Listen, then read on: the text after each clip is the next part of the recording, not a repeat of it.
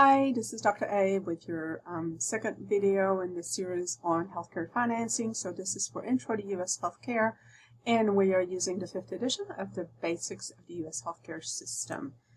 All right, in this section, we're going to look at healthcare insurance. So like life insurance or homeowners insurance or even car insurance, health insurance was developed to provide protection should a covered individual experience an event that required health care, then minimizing the risk to the individual. And the risk is a risk of not having enough money or spending all your funds, all your money, for care.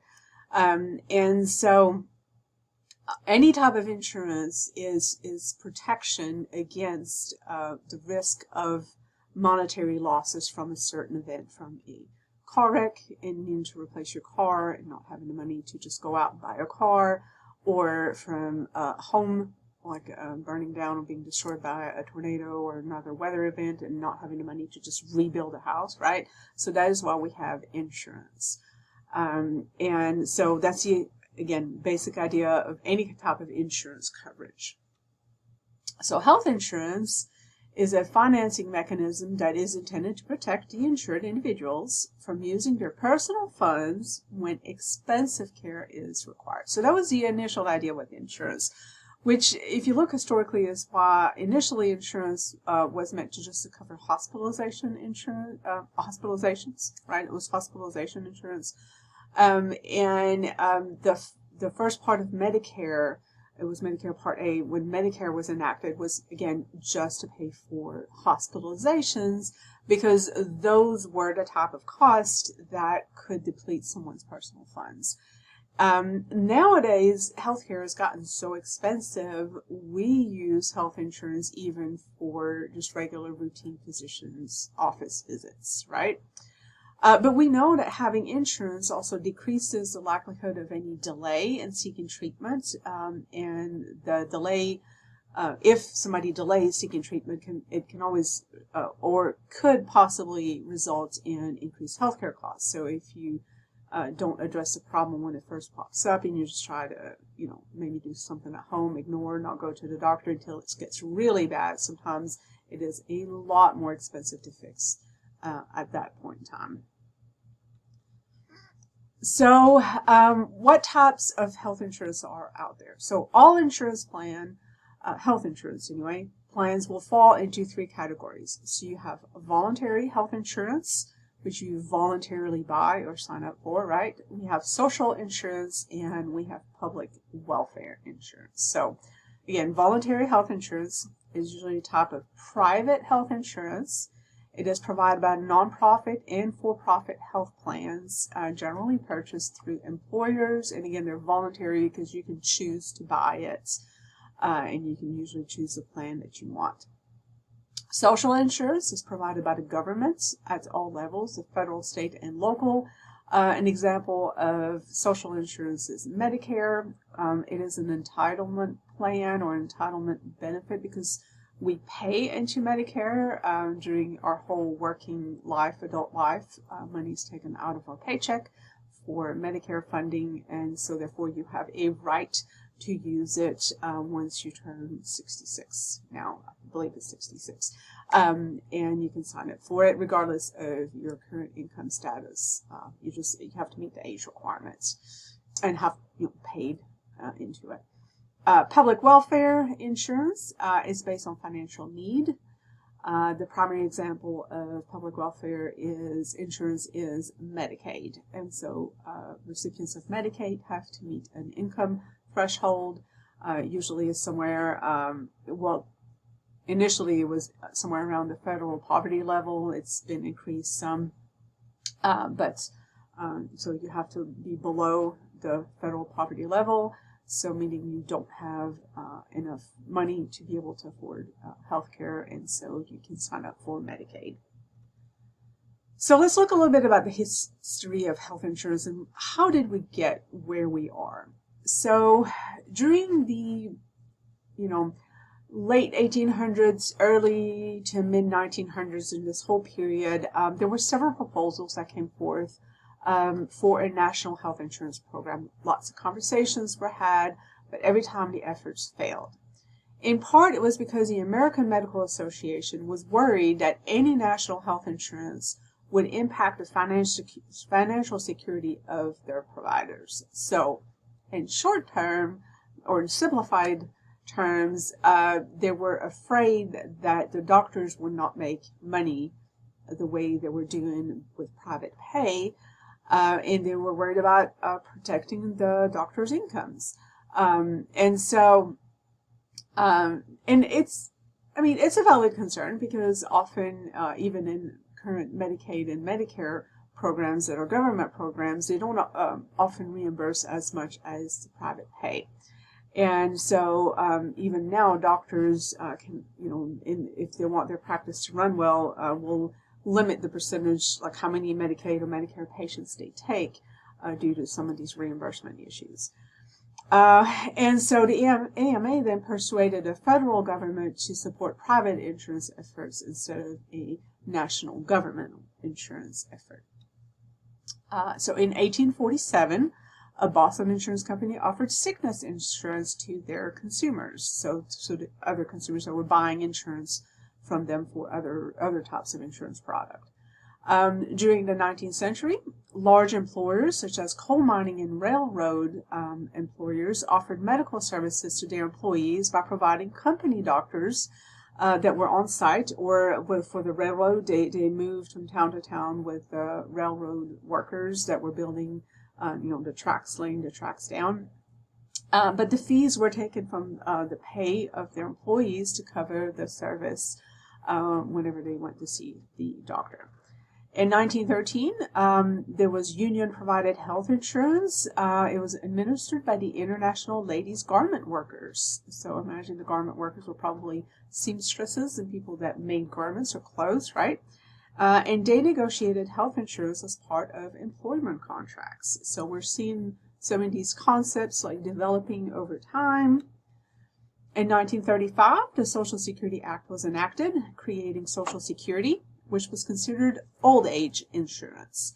Now, of course, Social Security provides income for old age. At that time, in 1935, it weren't really providing like insurance, like health insurance, like Medicare, did not exist yet. But I think the idea was like if you gave people money in their old age, and they could then afford to pay for the doctor. During this period, there was continued discussion of a national health insurance program.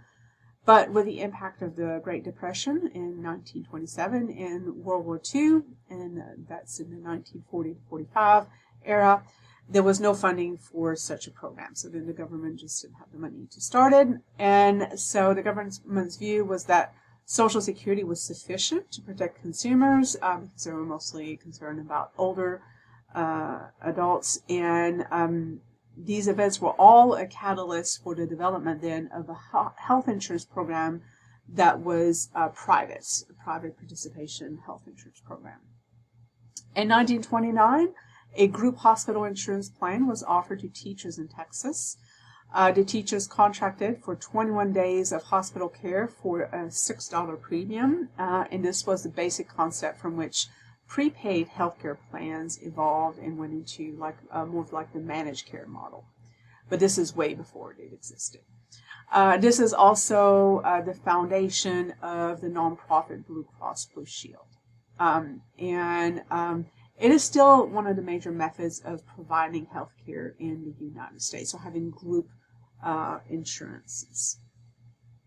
President Johnson signed into law Medicare and Medicaid. That was in 1965, which was to protect the elderly. So that's what Medicare is. And the disabled also fall under Medicare.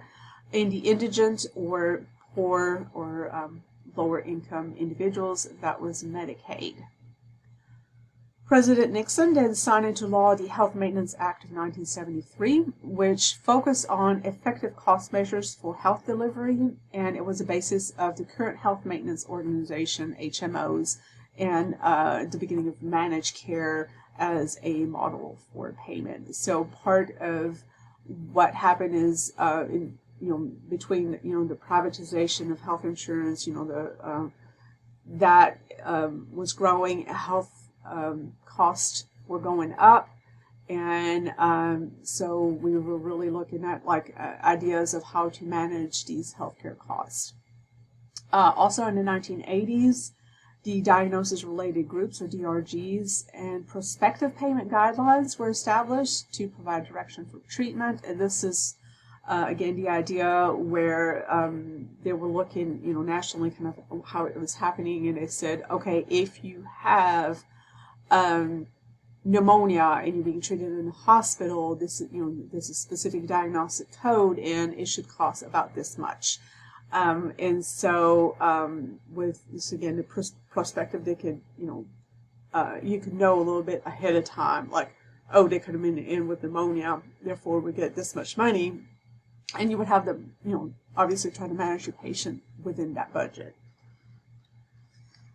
It's worth noting the efforts of Massachusetts. So the Massachusetts Health Insurance, in 2006, they passed a bill requiring health coverage for all citizens of that state.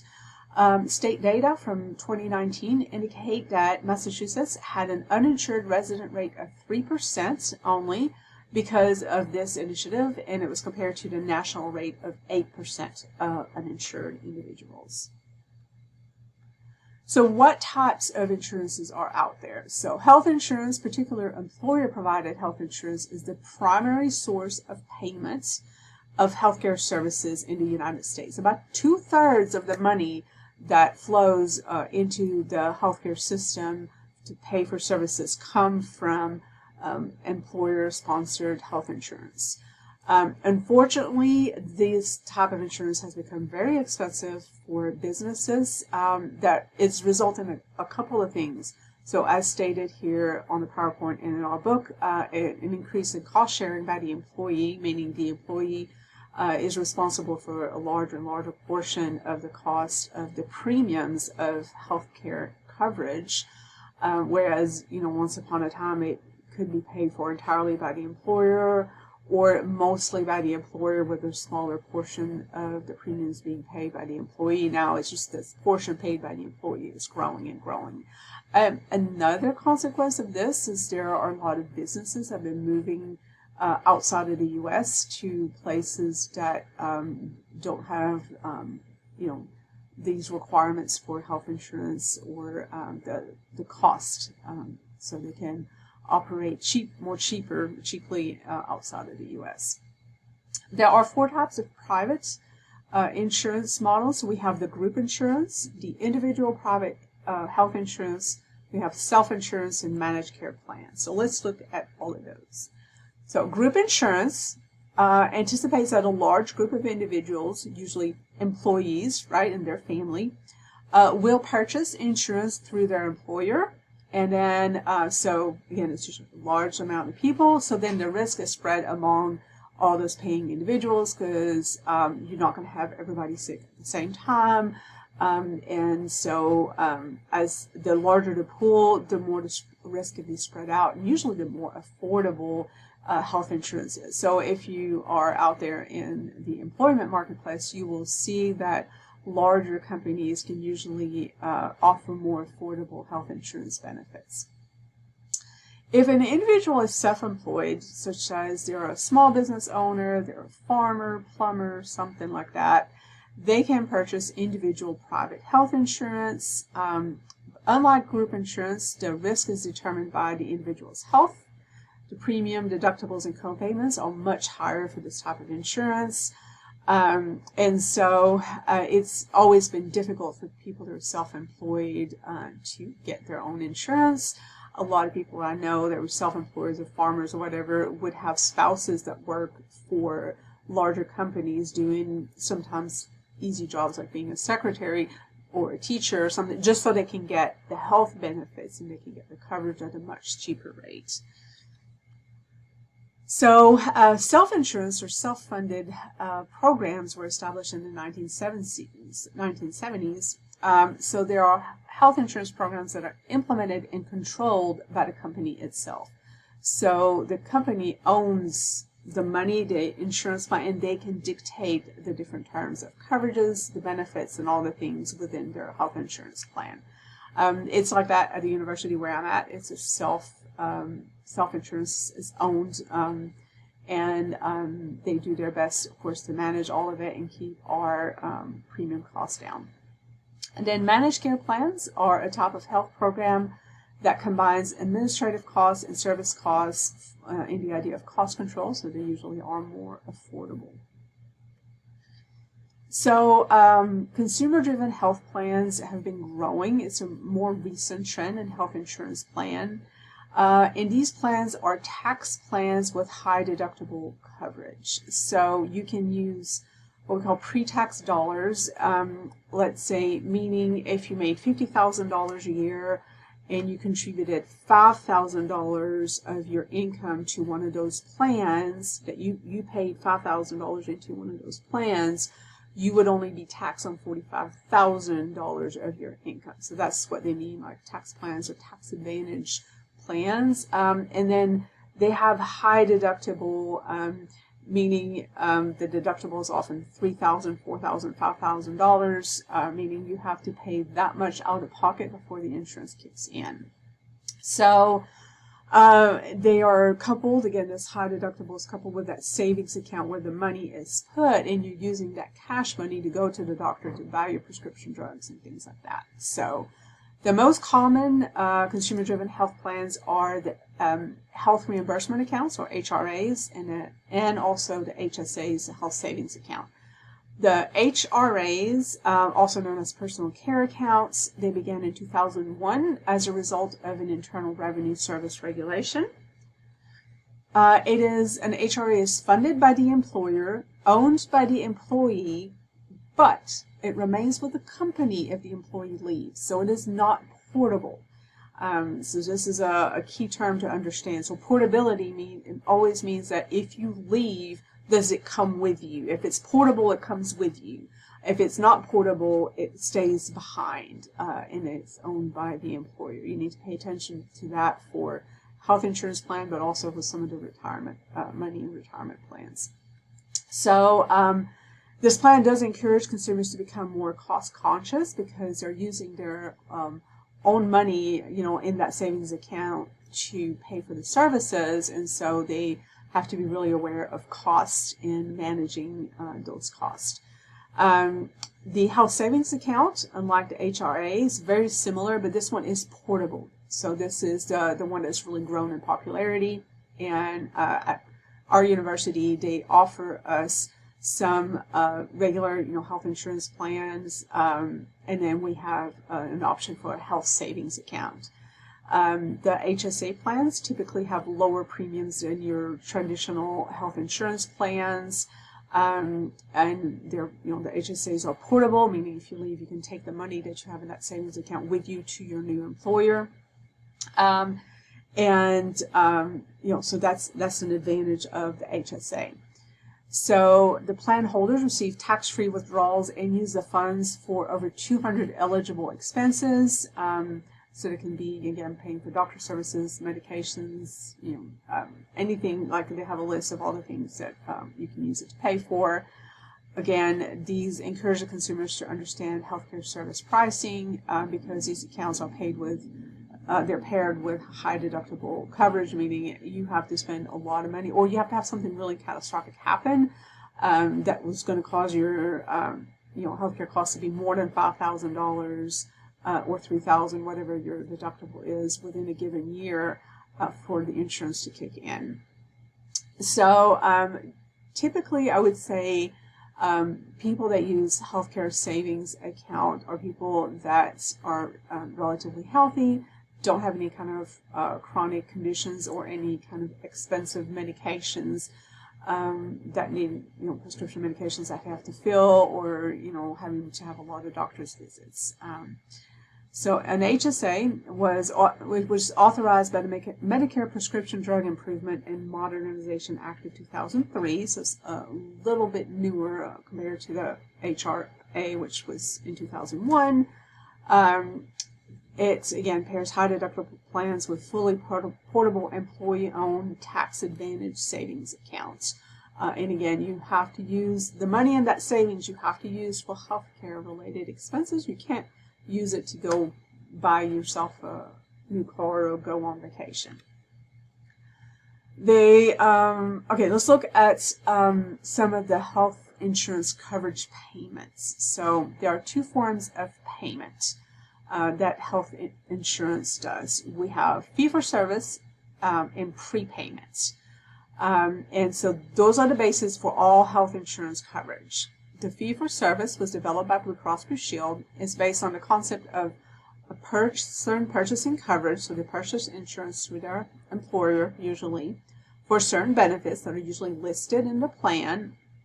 So a benefit could be going to the doctor, using the health insurance coverage for this benefit. So they go to the doctor's office, and then they pay the provider for the services provided, and then they get reimbursed. You can also sometimes, well, actually the majority of the time, have an arrangement where the provider can be paid directly by the insurance, and then you might be responsible for the balance. So again, a provider could be paid by the insurance coverage or out of pocket by the patient, and then the patient can seek reimbursement from the insurance company.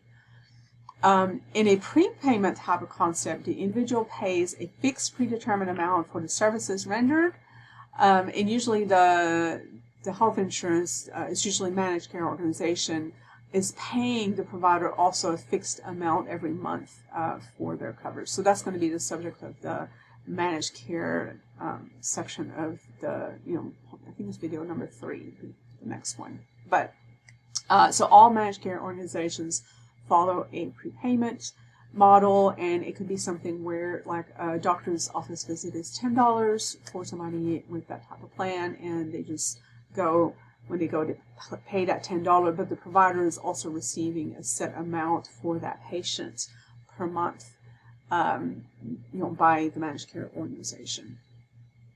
So insurance cover payments. So most insurance policies require a contribution from the covered individual in the form of a copayment, a deductible, or a co-insurance. So this concept is called cost sharing, meaning that it's not free. It costs you something to use the insurance. And this is used both in the fee-for-service and in the prepaid plans. The co-payments are usually a payment that a patient must pay at the time they receive the services, and it is always a designated dollar amount. So again, like I said, it could be $10 if you're managed care. For example, in my plan, a doctor's visit for my primary care provider is $35 for a visit, but a specialist, like a cardiology visit, would be $50. For a co-insurance, though, it's a type of co-payment that is part of a fee-for-service policy. In those, the patient pays a percentage of the cost of the services, and it's usually after a deductible is met. So it could be something like diagnostic imaging or lab services. You have to pay 20%, and the insurance pays the other 80%. So again, a typical co-insurance portion is 20-80, so 20% by the person, the beneficiary that's covered, and 80% by the health insurance plan. Deductibles are payments that are required prior to the insurance paying for services rendered in a fee-for-service plan. So it is not a payment that you're paying to the health insurance company. It's just a documented cost. So like you went to the doctor for a visit and you pay $35. Well, that $35 goes towards your deductible. You have to have surgery, and your deductible is $500. And you go on the day of surgery, and they say you need to go ahead and pay your deductible. Please pay $500 before you can have this outpatient procedure, surgery, and all that. So you have to pay to that hospital, to that outpatient service center, whatever, the $500 as part of what you owe on the bill for those services. And then they'll mark it, and they'll file the insurance and say, they've paid, they've paid $500 now, please pay the 80% that your co-insurance says you're going to pay, and then the person will still have to pay the other 20%. And so these deductible amounts can vary among individuals in family health insurance plan, and they always cover one calendar year, meaning they start January 1st, run all the way to the end of December. Next January roll, you have to meet your deductible again. So a typical example would be an individual may have a $250 deductible per calendar year, which means they must pay $250 in healthcare services before the health insurance covers the services. And if it's a family one, sometimes it's double, it's like $500. So as long as a family you've paid $500, then you've met your deductible as a family. Honestly, it's been a minute since I've seen a $250 deductible. Deductibles now are more like $500, $750, or even $1,000, $1,500. Yeah, deductibles have gone high. The types of health insurance policies. We have comprehensive health insurance policies that provide benefits that include a lot of things. They're very comprehensive. So, outpatient, inpatient services, surgery, lab testing, medical equipment purchases, therapies, other services such as mental health, rehab, prescription medications. Most comprehensive policies do have some exclusion attached to the policies, like maybe they don't do cosmetics or elective surgeries. The opposite of comprehensive health insurance policies are basic or major medical policies, which only reimburse, for example, for hospital services such as surgeries and expenses related to any hospitalization. So these also tend to be higher deductible policies. There are also limits on hospital stays for some of those. Catastrophic health insurance policies cover unusual illnesses, always with a high deductible, and it can have lifetime reimbursement caps, meaning they'll only pay so much, and then after that they won't pay anymore. There are also specific health insurance policies, such as disease-specific policies for cancer, and also Medicap or Medicare supplemental or MedSup policies. These provide supplemental insurance coverage for Medicare patients to help, again, bridge some of these costs that they might be responsible for. So the types of insurance plan, there are two basic types of insurance plans. There's the indemnity plans or fee-for-service plans, which have a contract between a beneficiary and a health plan, but there's no contract between the health plan and the provider, meaning you may have to ring up your provider and say, hey, do you take such and such insurance? Because they may or may not, because they don't have specific contracts with them. But you are covered as an individual purchasing that insurance. So the contract's between you and the insurance plan. And the beneficiary pays a premium to the health plan. This is usually, through the employer or something like that. Managed care plans include HMOs, preferred provider organizations, which are PPOs, and point of service plans. And managed care plans are going to be the subject of the next video. So, all right, that wraps up all the insurance stuff. So find me in the next video where we'll talk about managed care.